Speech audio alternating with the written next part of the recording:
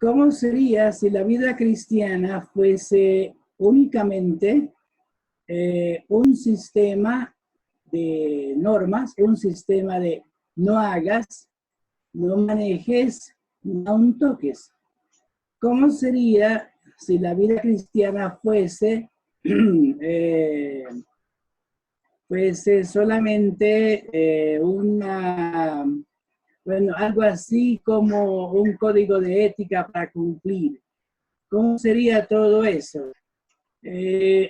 Porque tenemos que establecer la diferencia entre lo que es el cristianismo y un conjunto de ritos.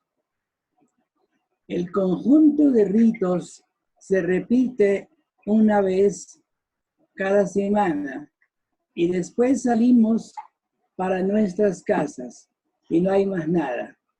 ¿Cómo sería si la vida cristiana fuese de veras una religión de esas tradicionales, en donde se basa todo en el conjunto de obras?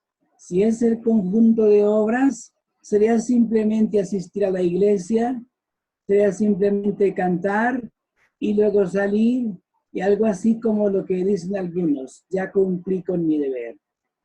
Pero vamos a establecer en esta mañana que la vida cristiana no es una religión, es una relación. Y por esa razón, el tema que tenemos para hoy es 2 veces muertos. Parece demasiado extraño, como que aparte de que acaba de morir, lo vuelven a matar. 2 veces muertos. En el libro de Romanos, el capítulo 6, se nos habló de la muerte al pecado. Fuimos muertos al pecado. Y allí San Pablo va a decir: no reine pues el pecado en vosotros, de modo que le obedezcáis. ¿Por qué? Porque ya no pertenecemos al pecado. Bien que pecamos de tanto en tanto, pero no pertenecemos al pecado. Y ahora vamos a ver la segunda muerte que nos hablan esta mañana, y es la muerte a la ley. Muerte a la ley como código para salvación. No es que los cristianos aborrezcamos la ley. El Señor, por medio del salmista David, en el Salmo 19 dice: la ley de Jehová es perfecta, que convierte el alma. El testimonio de Jehová es fiel, que hace sabio al sencillo. Y luego en el Salmo 119, oh, cuánto amo yo tu ley. Todo el día ella es mi meditación. Pero en el Salmo 1 va a decir: sino que en la ley de Jehová está su delicia, y en su ley de día y de noche. Vamos a considerar en primer lugar una analogía que el apóstol San Pablo propone, y es la analogía del matrimonio, los versículos 1 hasta el 3. La analogía del matrimonio. Primero, antes de estar con Cristo, estábamos vivos para la ley, es decir, para el conjunto de obras, para el conjunto de ceremonias del Antiguo Testamento, por ejemplo. En el libro de Levítico está toda la descripción de las leyes del Antiguo Testamento, los holocaustos y demás. Y luego en el Éxodo, capítulo 20, tenemos el Decálogo, los 10 mandamientos. En el Antiguo Testamento este era el código para tener relación con Dios. Entonces, ¿cuál es el propósito de la ley? Pues el propósito de la ley es ser el espejo para mostrarnos el pecado. San Pablo dice eso en Gálatas: el propósito de la ley es para mostrarnos el pecado. La ley se enseñoreaba del hombre, se enseñorea entre tanto que éste vive. Ahora, cuando ya viene Cristo Jesús, entonces Él cumple la ley.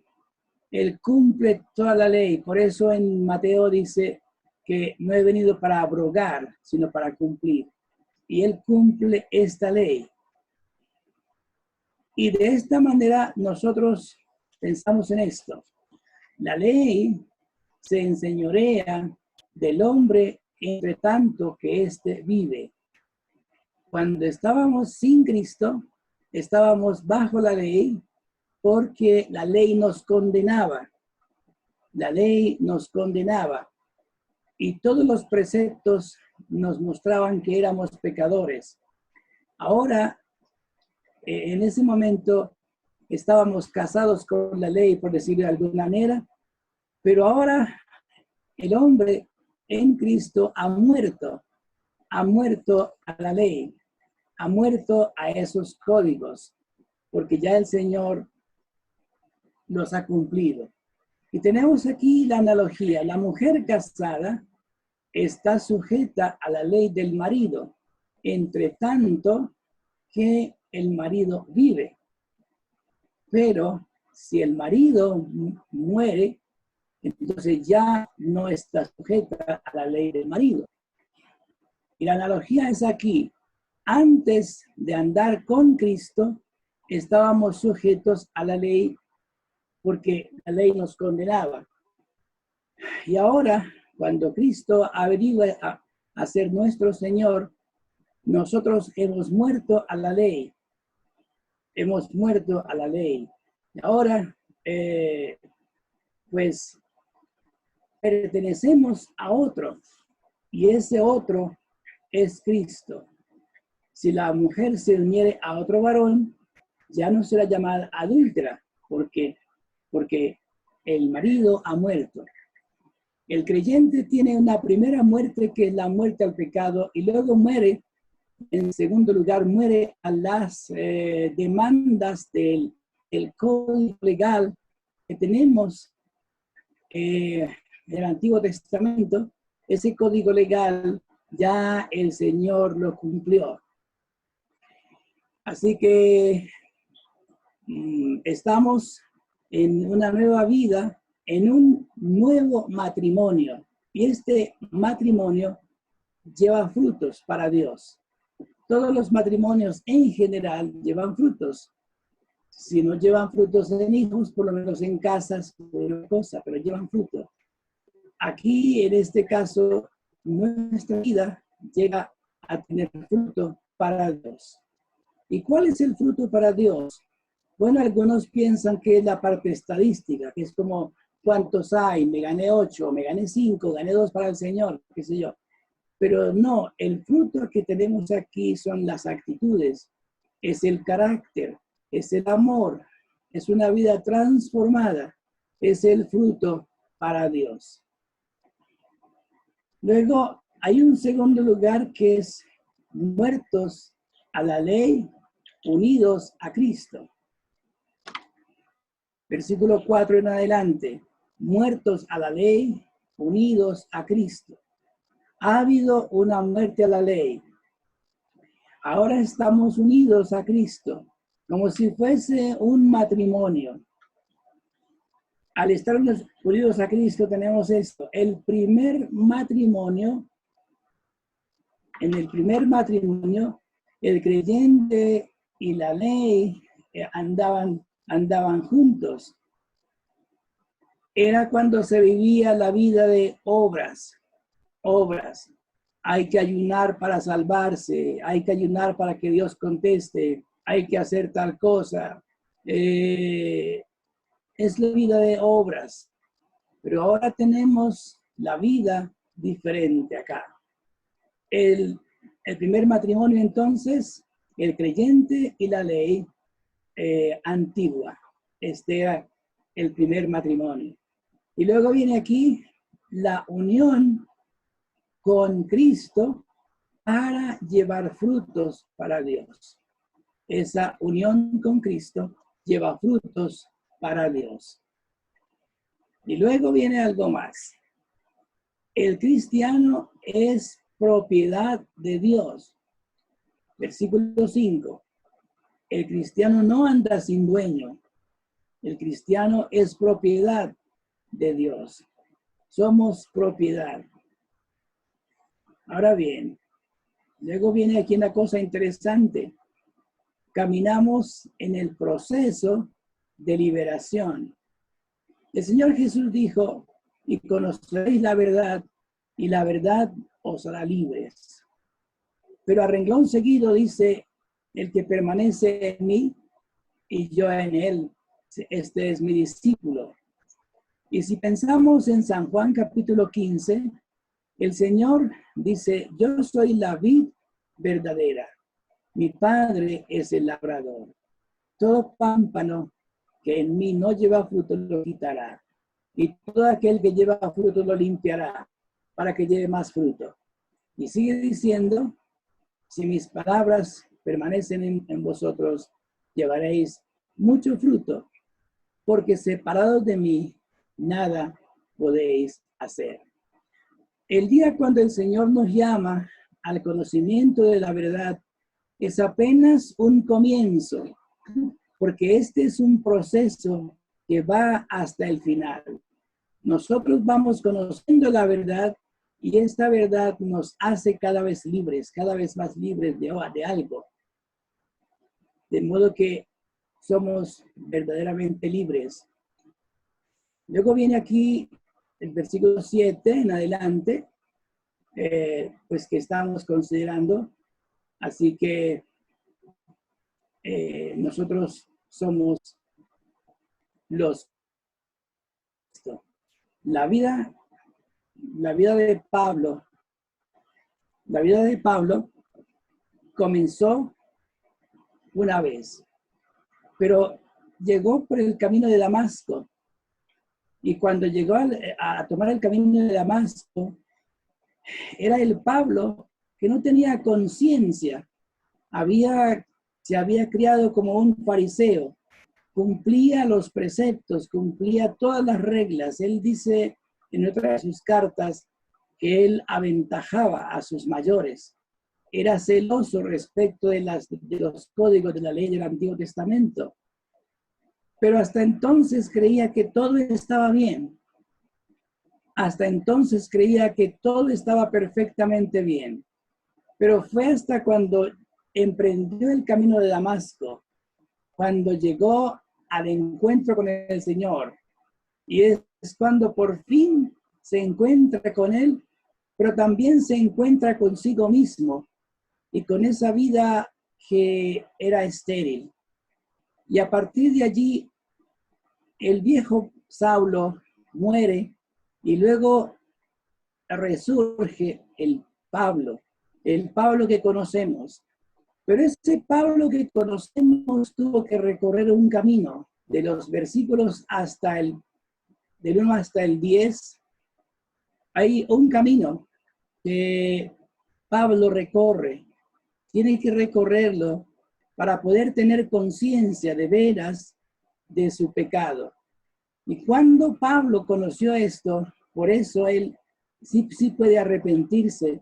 Y él dice que si no hubiese sido por la ley, no hubiese conocido el pecado. Mientras estuvo sin la ley, estuvo sin ley en el sentido de que pues estaba lleno de preceptos, no más. El pecado dice que estaba muerto. No quiere decir que no había pecado, sino que el pecado no se veía. La ley se encargaba de mostrar el pecado.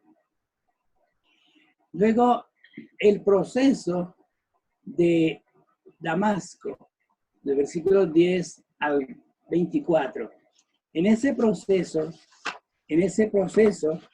el apóstol muestra cómo va dándose ese conocimiento del pecado y cómo él toma otra conciencia respecto de Dios. En el camino de Damasco muere el viejo Saulo y nace el viejo Pablo. Con que tenemos aquí en este capítulo una situación. Hemos muerto a la ley.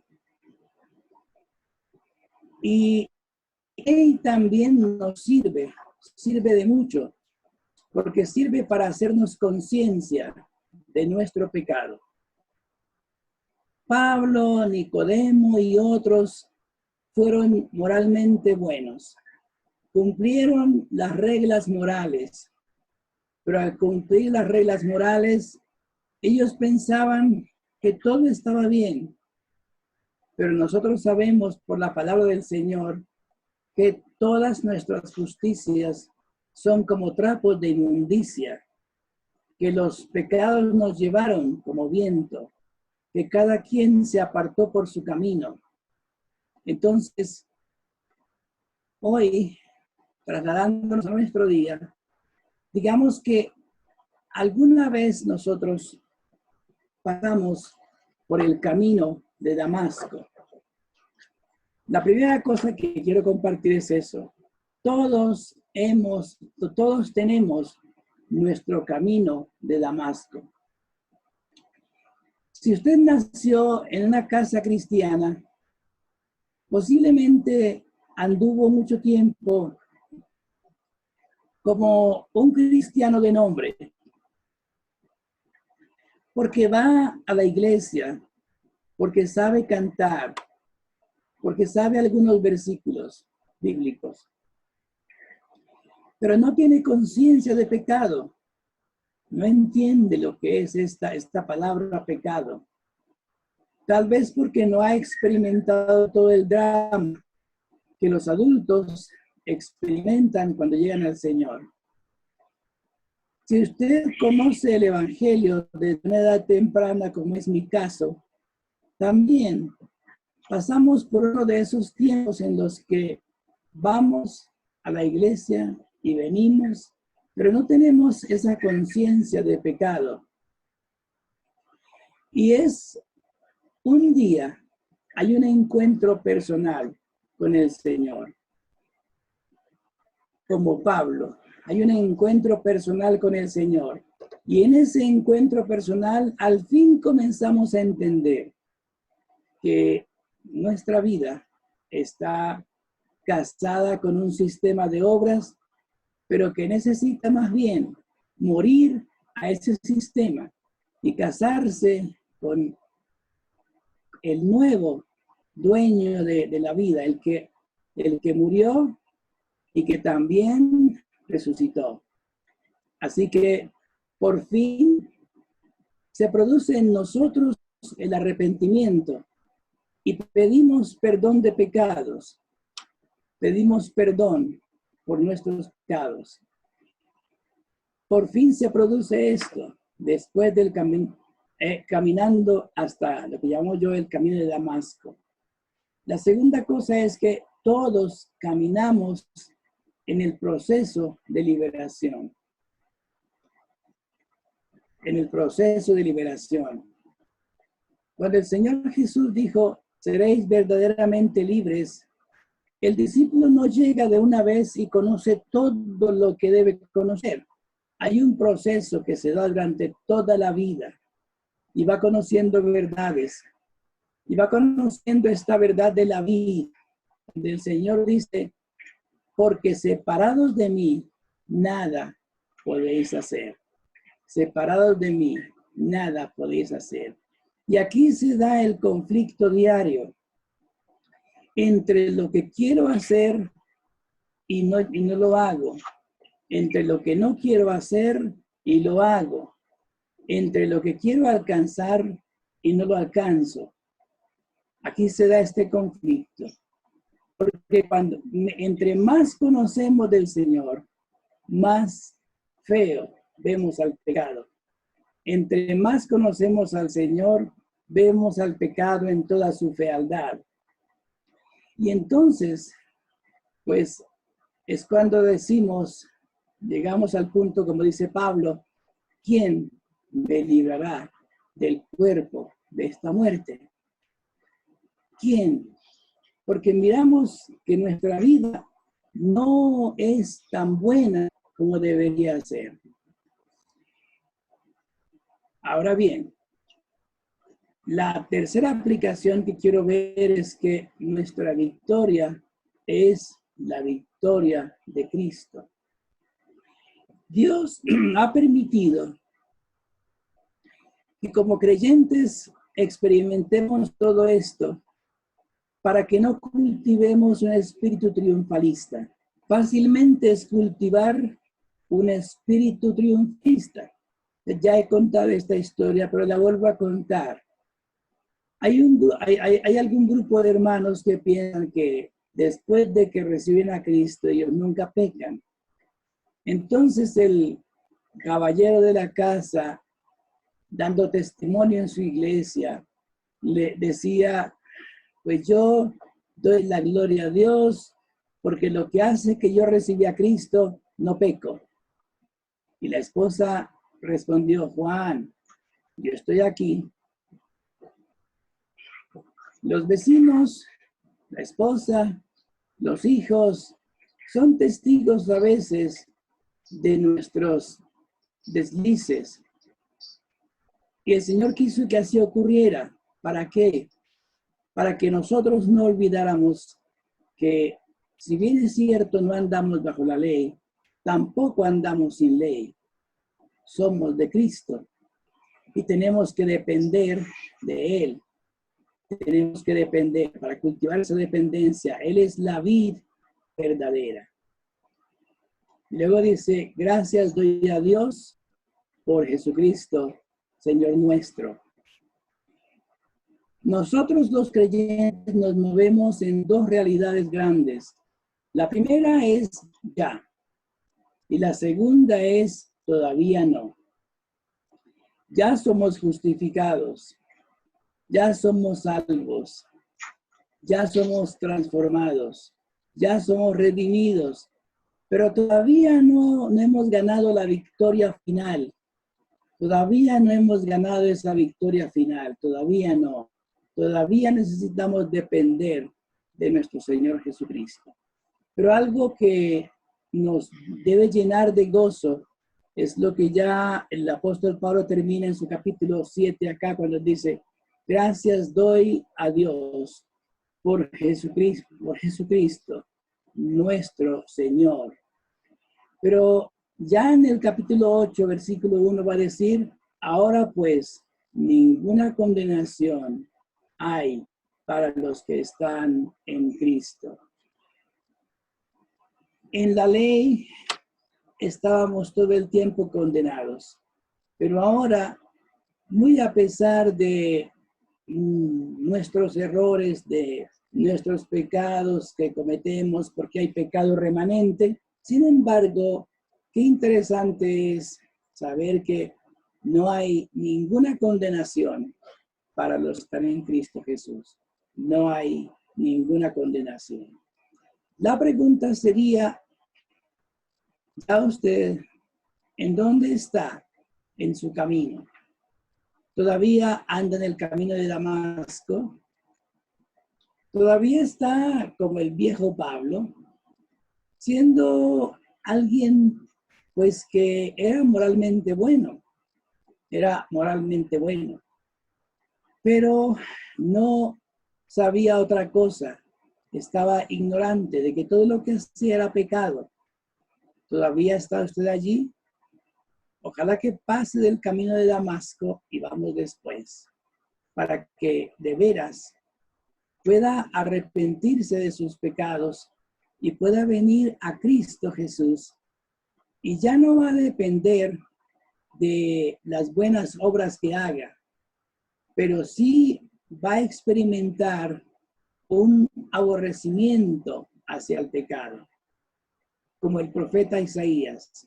El profeta Isaías en el capítulo 6, cuando fue llamado, después de ver al Señor como lo vio, después de ver los serafines, después de ver al Señor que dice cuyas faldas llenaban el templo y verlo en toda su majestad, él dice, ay de mí, que soy muerto, porque siendo de labios inmundos, he visto al Señor de los ejércitos. Cada vez que nosotros vemos al Señor en nuestras vidas y que lo vamos conociendo más y más, entendemos que hay mucho camino por recorrer. Hay mucho camino por recorrer y siempre estaremos dependiendo de Él. Siempre estaremos dependiendo de Él. Pero gracias sean dadas a Dios por Jesucristo. Él es suficiente. Él no ha querido que nosotros seamos triunfalistas. Los triunfalistas son los que creen que ya han ganado todas las victorias. Todavía nosotros no hemos ganado las victorias. Falta la última. Pero por ahora, la victoria nuestra es la victoria de Cristo. Y no hay ninguna condenación para los que están en Cristo. Espero que el Señor nos bendiga y que a usted salga de este cibertemplo y tome este capítulo y lo reflexione y sea de bendición para su vida. Que Dios nos bendiga.